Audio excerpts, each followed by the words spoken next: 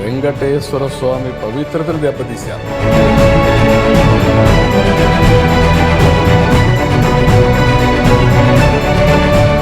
తిరుమల శ్రీవారి ప్రసాదం లడ్డు ఏదైతే ఉందో ఆ ప్రసాదం అపవిత్రమైందంటూ అయితే భక్తులు ఆవేదన చెందుతున్నారు.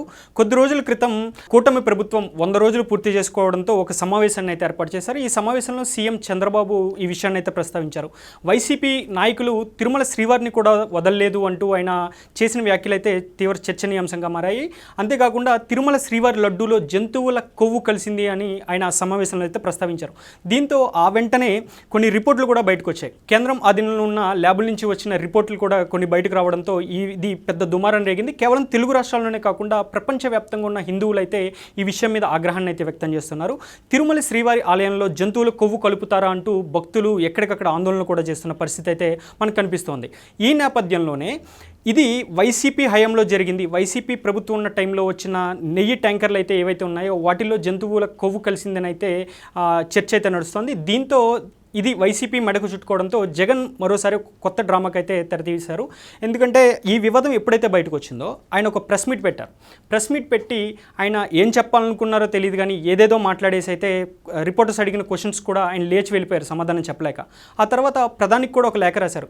దీని అంతటికీ కారణం చంద్రబాబు తప్పుడు ఆరోపణలు చేస్తున్నారు అంటూ కూడా ఒక లెటర్ని అయితే ప్రధానికి రాశారు. ఆ లెటర్లో కూడా ఆయన చేసిన తప్పులను కప్పిపుచ్చుకోవడానికే కేంద్ర ప్రభుత్వానికి ప్రధాని మోదీకి లెటర్ రాసినట్టుగా అయితే కనిపిస్తోంది. అయితే ఇవేవి కవర్ చేయలేకపోయాయి. జగన్ పెట్టిన ప్రెస్ మీట్ కానివ్వండి, లేదంటే జగన్ రాసిన లెటర్ కానివ్వండి, వాళ్ళు చేసిన తప్పుల్ని అయితే కవర్ చేయలేకపోయాయి. దీంతో ఆయన ఒక కొత్త నాటకానికి తెరతీశారని అయితే కూటమి నేతలు చెప్తున్నారు. అదేంటంటే తిరుమల శ్రీవారి ప్రసాదం అత్యంత పరమ పవిత్రమైన లడ్డు ప్రసాదంపై అసత్య ఆరోపణలు చేస్తున్నారు ప్రభుత్వం అని చెప్పి ఆయన 28వ తారీఖున భక్తులు ఎవరైతే ఉన్నారో హిందువులందరూ కూడా ఆలయానికి వెళ్ళి ప్రత్యేక పూజలు చేయాలని అయితే ఆయన పిలుపునిచ్చారు. అంతేకాకుండా ఆయన 28వ తారీఖు తిరుమల శ్రీవారిని దర్శించుకుంటాను అంటూ కూడా ఒక ప్రకటన అయితే విడుదల చేశారు. సో ఇక్కడే మరొక వివాదం నెలకొంది. అదేంటంటే తిరుమల శ్రీవారి ఆలయానికి ఎవరైనా అన్యమతస్తులు వెళ్తే ఖచ్చితంగా డిక్లరేషన్ ఫామ్ మీద సంతకం చేయాల్సి ఉంటుంది.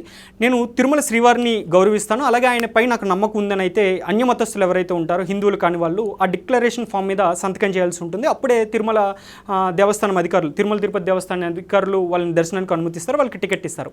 అయితే జగన్ సీఎంగా ఉన్నప్పుడు ఎప్పుడూ కూడా ఆయన సెల్ఫ్ డిక్లరేషన్ ఇవ్వలేదు. ఆయన సీఎంగా ఉన్న సమయంలో పలుసార్లు ఆయన తిరుమల బ్రహ్మోత్సవాలకు హాజరయ్యారు, అలాగే తిరుమల శ్రీవారిని కూడా దర్శించుకున్నారు. కానీ అప్పుడెప్పుడు కూడా ఆయన సెల్ఫ్ డిక్లరేషన్ ఇవ్వలేదు. మనం చూసుకున్నట్లయితే జగన్ అన్యమతస్థుడిగానే ఉంటారు, ఆయన క్రిస్టియానిటీని ఫాలో అవుతారు. అది బహిరంగ రహస్యం, అది అందరికీ తెలిసిందే. ఆయన బహిరంగంగానే ప్రార్థనలో పాల్గొంటారు. అలాగే ఆయన సీఎం కావడంతో హిందువుల పండుగలకు కూడా ఆయన హాజరవ్వాల్సి ఉంటుంది.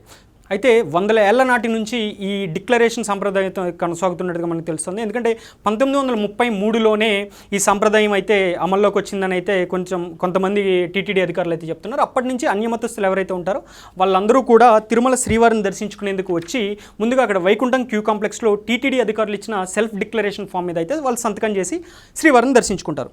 కానీ జగన్ మాత్రం ఆయన సీఎంగా ఉన్నప్పుడు ఎప్పుడూ కూడా డిక్లరేషన్ ఫామ్ మీద సంతకం చేయలేదు. మనం ఒకసారి ఒక వీడియో చూద్దాం.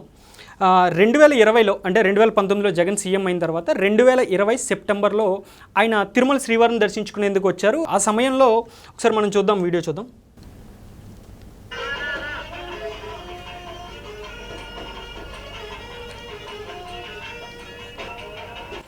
తిరుమల శ్రీవారికి ఆయన పట్టు వస్త్రాలు కూడా సమర్పించారు. సో అప్పుడు ఉన్న అధికారులు అయితే కానివ్వండి, అప్పుడు వైవి సుబ్బారెడ్డి కానివ్వండి, భూమన కరుణాకర్ రెడ్డి గారు కానివ్వండి, ఇంకా అధికారులు అనిల్ కుమార్ సింఘల్ కానివ్వండి, వీళ్ళంతా కూడా వీళ్ళంతా కూడా జగన్తో పాటు వాళ్ళు శ్రీవారిని దర్శించుకునేందుకు వెళ్ళారు. అయితే ఆ సమయంలో జగన్ సీఎం హోదాలో తిరుమలకు వెళ్ళిన టైంలోనే కొంతమంది హిందువులు అయితే ఎవరైతే ఉన్నారో, లేదా అప్పటి ప్రతిపక్షంగా ఉన్న టీడీపీ కానివ్వండి, లేదా బీజేపీ కానివ్వండి, వాళ్ళు జగన్ డిక్లరేషన్ ఇవ్వాలి, ఆయన అన్యమతస్థుడు కాబట్టి డిక్లరేషన్ ఫామ్ మీద సంతకం చేయాలి అని అప్పుడైతే కొంతమంది నాయకులు అయితే మాట్లాడారు. దాని మీద అప్పటి మంత్రి, ఆ సమయంలో మంత్రిగా పనిచేసిన కొడాలి నాని చాలా కీలకమైన వ్యాఖ్యలు చేశారు. జగన్ డిక్లరేషన్ ఎందుకు ఇవ్వాలి, అన్యమతస్తులు వస్తే ఇదేం చట్టం, బ్రిటిష్ కాలం నాటి చట్టాలను తీసేయాలంటూ కూడా ఆయన కొన్ని వ్యాఖ్యలు చేశారు. ఒకసారి ఆ వ్యాఖ్యలు కూడా మనం విందాం. ముఖ్యమంత్రి గారు సంతకం పెట్టాలి, ఆ నిబంధన బ్రిటిష్ వాళ్ళ కాడి నుంచి ఉంది, లేదు 1990 సంవత్సరం నుంచి ఉందని చెప్పి కొంతమంది రకరకాలుగా మాడితే ఆ జీవోని ఎవరు తీసుకొచ్చారు, అసలు ఎవరు ఈ నిబంధనను తీసుకొచ్చిన వాళ్ళు, బ్రిటిష్ వాళ్ళ లేకపోతే అంత ముందు ఉన్నటువంటి రాజుల లేకపోతే ప్రభుత్వాల ఎందుకు పెట్టారు ఈ నిబంధన? ఏడుకొండల వెంకటేశ్వర స్వామి ఆశీస్సులు లేకుండా ఆయన దర్శనం ఎవరికీ కూడా సాధ్యం కాదు. ఆయన దర్శించుకుంటానికి కాగితాలు కలంలో సంతకాలు అన్నవి అడ్డంకులు కాకూడదు. కాబట్టి ఆ నిబంధనల్ని బ్రిటిష్ వాళ్ళు తీసుకొచ్చారా, లేకపోతే ప్రభుత్వాలు తీసుకొచ్చినాయా, ఏ ప్రభుత్వాలు తీసుకొచ్చినాయి, ఏ ఉద్దేశంతో తీసుకొచ్చినాయి, దాని మీద చర్చ జరగాలి. ఒక వ్యక్తి దేవుడి దగ్గరికి వెళ్ళేటప్పుడు మనుషులు పెట్టేటువంటి నిబంధనలు నమ్మకుండా ఎవడు దేవుడి దగ్గరికి రాడు.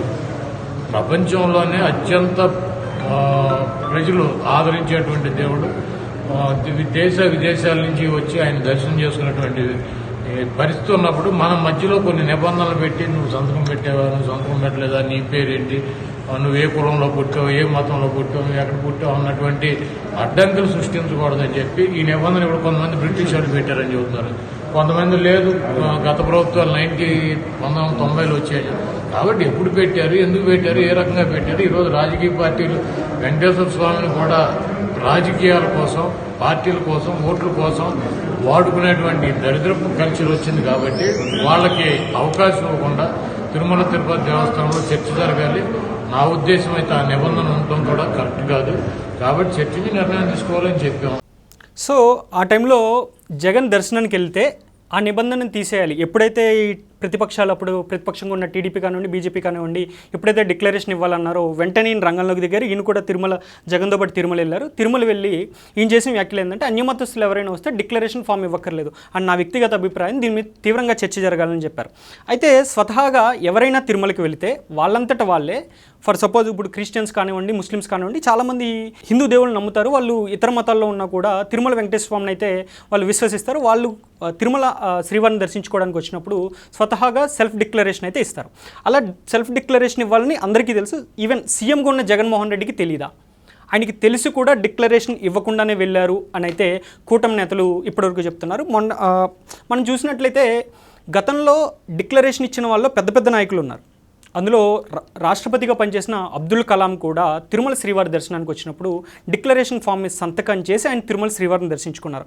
అదేవిధంగా కాంగ్రెస్ అధినేత్రి సోనియా గాంధీ కూడా 1998లో సాధారణ ఎన్నికల సమయంలో ఆంధ్రప్రదేశ్కి వచ్చినప్పుడు తిరుమల శ్రీవారిని దర్శించుకున్నారు. ఆ సమయంలో ఆమె కూడా డిక్లరేషన్ ఫామ్ మీద సంతకం చేశారు. కానీ జగన్మోహన్ రెడ్డి మాత్రం డిక్లరేషన్ ఫామ్ మీద సంతకం చేయకుండా నేరుగా ఆలయంలోకి వెళ్ళిపోయారు. ఎందుకంటే ఆయన 5 ఏళ్ళు సీఎంగా ఉన్నారు. అంతేకాకుండా ఆయన నియమించిన అధికారులే అక్కడ అధికారులుగా ఉన్నారు. ఆయన నియమించిన వ్యక్తులు అధికారులుగా ఉన్నారు. అదేవిధంగా ఆయన నియమించిన పాలక మండలి ఉంది. సో ఆయన ఎవరు క్వశ్చన్ చేసే ధైర్యం చేయలేదు. కాబట్టి ఆయన నేరుగా వెళ్ళిపోయి తిరుమల శ్రీవారిని దర్శించుకున్నారు.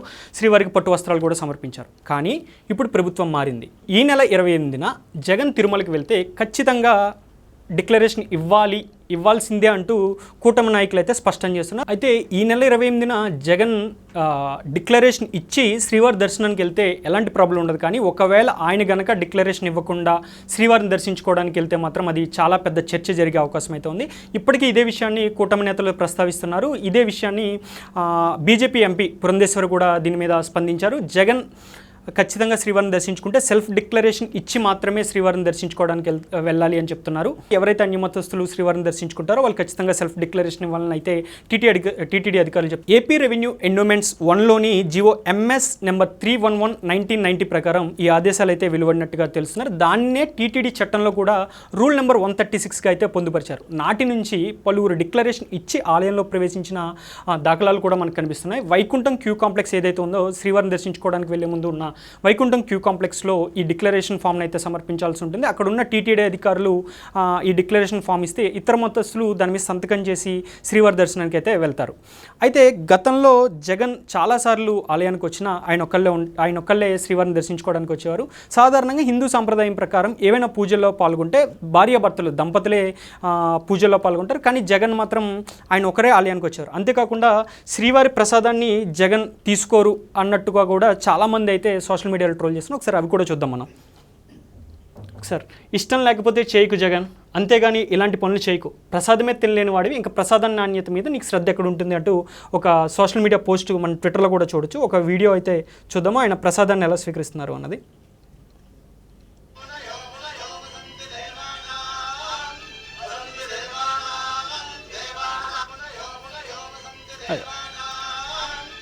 సాధారణంగా ఎవరైనా తీర్థప్రసాదాలు ఇస్తే ఇలా చేతిలోకి తీసుకుని అది తాగి ఆ తర్వాత తలకి రాసుకుంటారు. కానీ ఇక్కడ మనం వీడియోలో స్పష్టంగా చూడొచ్చు, అసలు జగన్ ఎక్కడ తాగినట్టు మనకు కనిపిస్తుంది.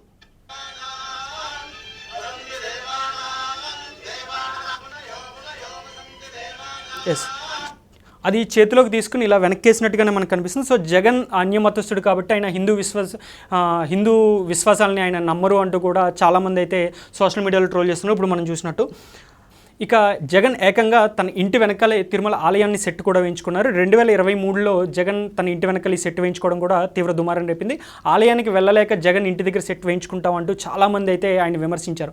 అయితే దాన్ని అప్పుడేం ఖండించలేదు. అప్పుడు అధికారంలో ఉన్నాం కాబట్టి మనం చేసిందే మన ఇష్టం అన్నట్టుగా వైసీపీ నేతలు కూడా చాలా పీటరైపోయారు.